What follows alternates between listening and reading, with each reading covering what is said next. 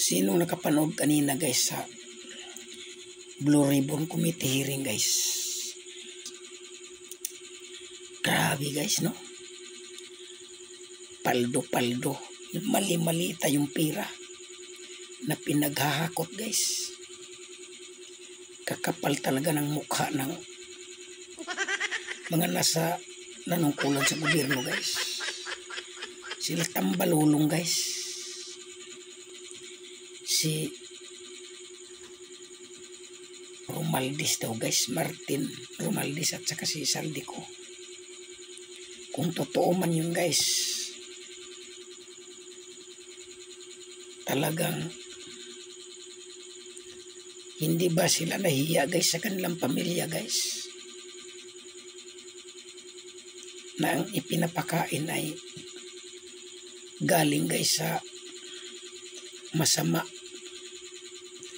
Pero bueno guys, hindi pa natin dyan guys mahusgahan, dahil korte lamang guys ang makapagsasabi at makapaghusga sa kanila guys.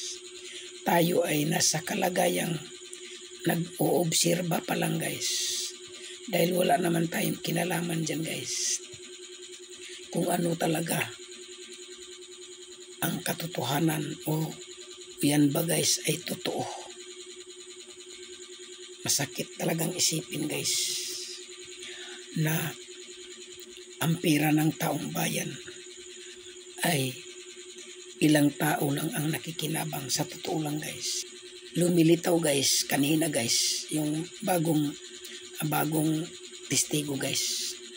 Kung totoo man yun guys, lumilitaw guys na ang mga natanggap ng mga kontraktor guys ay barya-barya lang guys. Tapos sila pa yung nandidiin guys. Pambira naman guys, no? Barya-barya lang sa kanila. Kaya pala yung iba gumagawa na lang ng kalukuhan para lang kumita guys. Hindi na ayusin yung flood control. Nagiging gus na lang guys.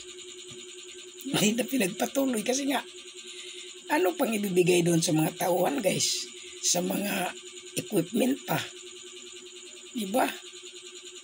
Kasi nga yung mga buhaya guys nakanganga na guys para sakmalin yung pira ng bayan.